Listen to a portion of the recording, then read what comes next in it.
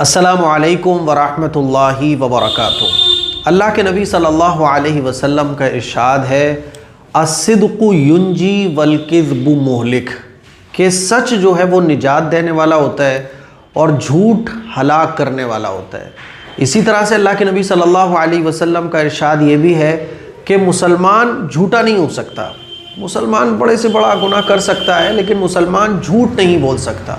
अल्लाह के नबी सल्लल्लाहु अलैहि वसल्लम का ये भी इरशाद है कि झूठ बोलने वाला वो जन्नत में दाखिल नहीं होगा। इस्लाम में झूठ बोलना ये बहुत बड़ा गुनाह है। झूठ बोलने की बहुत बड़ी नहूसत होती है जो हमारे कारोबार पर असर डालती है, हमारी लाइफ में असर डालती है, हमारे पूरे घर पर असर डालती है। आज हम लोग जो ये समझते हैं ना कि यार हमारे घर में कोई जादू है, कोई टोना है, कोई असर है, यार क्या बात है कि बरकत नहीं हो रही है, क्या वजह है कि कारोबार नहीं चल पा रहा है, क्या वजह है कि यार हमारे घर में एक सुकून वाला माहौल नहीं है। तो उसकी एक सबसे बड़ी वजह, बहुत सारी वजहों में एक सबसे बड़ी वजह ये भी हो सकता है कि हम और आप झूठ बहुत बोलते हैं। और अब झूठ इतना आम हो चुका है कि इसको झूठ ही नहीं समझा जाता है। कोई बुलाने आया तो हम कहते हैं बेटा जाओ जाके बोल दो कि पापा घर पर नहीं है। ये एक ऐसा झूठ हो चुका है जिसको हम लोग झूठ समझते ही नहीं हैं। और तो और जो काम करने वाले लोग हैं तो वो दादा मर गए, हमारी सास का इंतकाल हो गया है ना, फुला हमारा रिश्तेदार मर गया, हालांकि वो 10 साल पहले मरा है, लेकिन उसके 10 साल पहले मर जाने पर भी आज लोग ऑफिस में झूठ बोलते हैं कि मुझे कल की छुट्टी चाहिए, मेरी सास की बहुत तबीयत ख़राब है, वो इस वक्त आईसीयू में एडमिट है। ठीक है भाई, कल की छुट्टी हो गई। अब परसों की उसको फिर छुट्टी चाहिए थी तो कॉल करके ऑफिस में बोलेगा कि सास का इंतकाल हो गया। या ऐसे ही छुट्टी कर ली और बता दिया कि अचानक से जो है ना फुला रिश्तेदार को अटैक आ गया और उनका इंतकाल हो गया। हमारे यहाँ एक काम करता था तो उसने बताया कि मैं काम पे कल इसलिए नहीं आ पाया क्योंकि फ़ुला का इंतकाल हो गया था। ठीक है भाई, अगले हफ्ते उसका एक और का इंतकाल हो गया।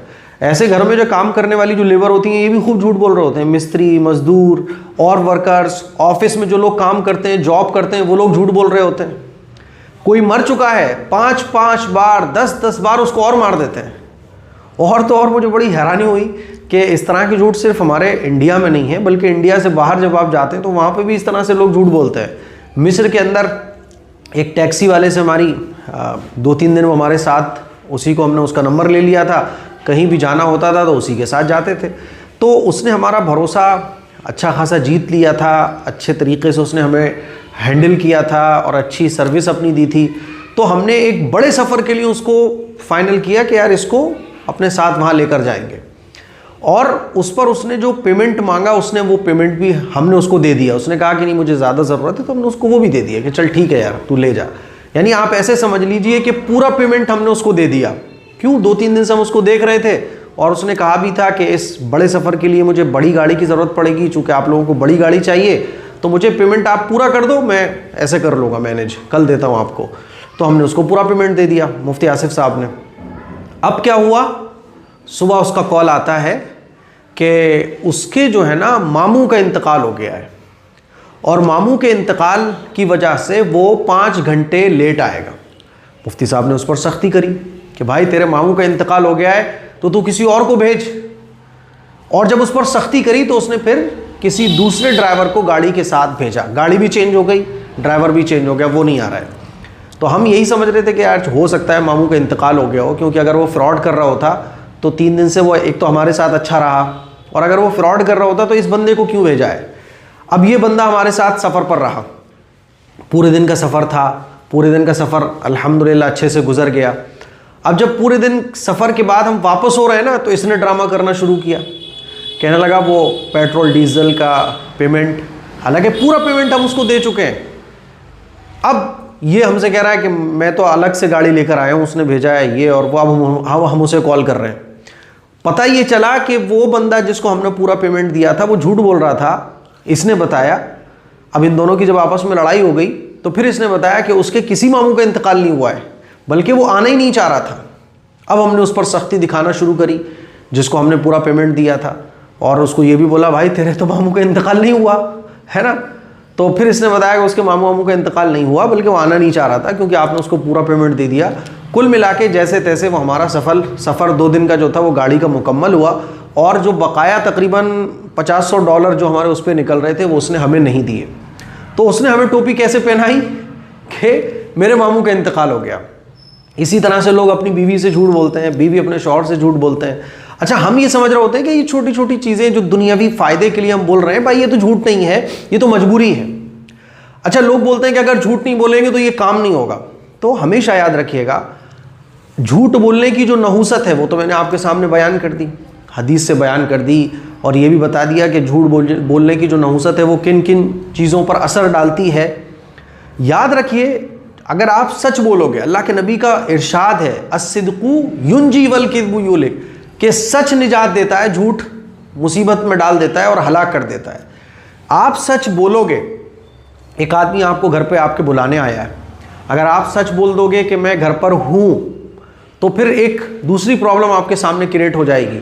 लेकिन याद रखो, सच निजात देता है, इस पर यकीन रखो। हाँ, सच बोलने पे कुछ चीज़ों की सहूलत आपको नहीं मिलेगी, जैसे आप ऑफिस में छुट्टी चाह रहे हैं, लेकिन ऑफिस में आप सच बोलोगे छुट्टी नहीं मिलेगी, आप बोलोगे सर मुझे छुट्टी चाहिए, और वो छुट्टी नहीं देगा। और अगर आप झूठ बोल दोगे तो फ़ौरन छुट्टी दे देगा। तो याद रखो, सच बोलने के नतीजे में, अब चूंकि दुनिया ही सारी नालायक हो रही है, अक्सर लोग नालायक हो रहे हैं, यानी उधर से भी गोलमोल काम चल रहा है, इधर से भी जब तक गोलमोल बातें नहीं करोगे काम नहीं निकलेगा। झूठ, वो भी झूठ बोल रहा है, इधर झूठ नहीं बोलोगे तो उधर से आपका पेमेंट नहीं होगा, उधर से आपका काम नहीं होगा। तो सच बोलने के नतीजे में थोड़ी सी प्रॉब्लम्स हो सकती हैं, उस प्रॉब्लम को आप सॉल्व करने की कोशिश कीजिए। दुनियावी एतबार से आपको लगेगा कि यार नफ़ा नहीं हो रहा है, दुनियावी एतबार से लगेगा यार काम नहीं बन रहा है, लेकिन याद रखो, झूठ बोलने का जो असर है वो बहुत ख़तरनाक है।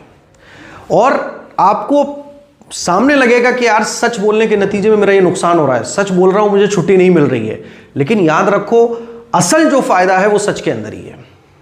थोड़ी सी प्रॉब्लम्स हो सकती हैं, उन प्रॉब्लम्स को, उनका सॉल्यूशन निकालने की आप कोशिश करें, उनका हल तलाश करें, उनसे लड़ें जो भी प्रॉब्लम्स आपके सामने हो रही हैं, लेकिन झूठ फिर भी मत बोलिए, क्योंकि आजकल जो घरों में सुकून नहीं है, बरकत नहीं है, औलाद से वो सुकून नहीं मिल पा रहा है, औलाद आंखों की ठंडक नहीं बन रही है, और कारोबार ग्रो नहीं हो रहा है, और बहुत सारी प्रॉब्लम्स है ज़िंदगी के अंदर। ये तमाम की तमाम प्रॉब्लम्स की जो जड़ है ना वो झूठ है। इसीलिए झूठ बोलना बिल्कुल बंद कीजिए। आपको लग रहा है कि कोई बुलाने आया तो कोई और उसका हल तलाश कीजिए आप, लेकिन झूठ बोलना बंद कीजिए। अच्छा, कुछ लोग बोलते हैं, कह रहे वो बीवी से झूठ बोला जा सकता है, कौन सी ऐसी चीज़ें हैं जिसमें झूठ बोला जा सकता है? भाई झूठ नहीं बोला जा सकता, बड़े से बड़ा नुकसान हो जाए झूठ नहीं बोला जा सकता। झूठ बोलोगे ठीक है, दुनियावी एतबार से थोड़ा नफ़ा हो जाएगा, लेकिन आखिरत के एतबार से और जो सच बोलने के नूरानी असरात हैं वो आपको हासिल नहीं हो सकते। झूठ बोलने से दुनियावी फ़ायदा तो हो सकता है, लेकिन झूठ बोलने से जो झूठ की नहूसतें दुनिया के अंदर पड़ती हैं, बिजनेस पर, घर पर, औलाद पर पड़ती हैं, आखिरत के एतबार से जो नुकसान है उससे तो हम कभी नहीं बच सकते।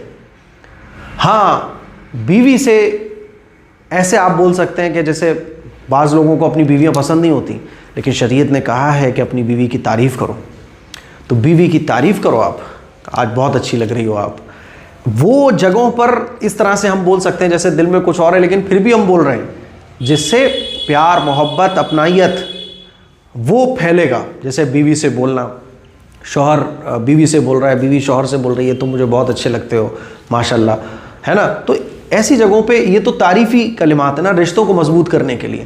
बाकी और जो जगहों पर हम लोग झूठ बोलते हैं, इससे खुदा के लिए बचिए। तो झूठ बोलना कहीं अलाउ नहीं है। छुट्टी लेने के लिए किसी को मारना, किसी को ज़िंदा करना, ये बिल्कुल गलत है। बच्चे की पैदाइश हो गई, हालांकि बच्चे की पैदाइश नहीं हुई, तो याद रखिएगा झूठ कहीं पर भी इसकी गुंजाइश नहीं है। और ये जो आजकल हम लोग बोलते हैं ना कि यार क्या करें, झूठ के बगैर काम नहीं चल रहा है, तो ठीक है, दुनियावी एतबार से थोड़ा बहुत काम चल सकता है, लेकिन जो झूठ की नहूसतें हैं दुनिया के अंदर, आखिरत के अंदर, उससे हम किसी भी सूरत में नहीं बच सकते। और सच बोलने में लगेगा आपको थोड़ा सी तकलीफ हो रही है, प्रॉब्लम हो रही है, लेकिन वो प्रॉब्लम इतनी बड़ी नहीं है जितना सच बोलने के असरात हमारी इस दुनिया के अंदर और आखिरत के अंदर हमें मिलने वाले हैं। इसीलिए सच बोलने का इरादा कीजिए और सच ही हमेशा बोलने की कोशिश कीजिए। अस्सलामु अलैकुम वरहमतुल्लाहि वबरकातुहू।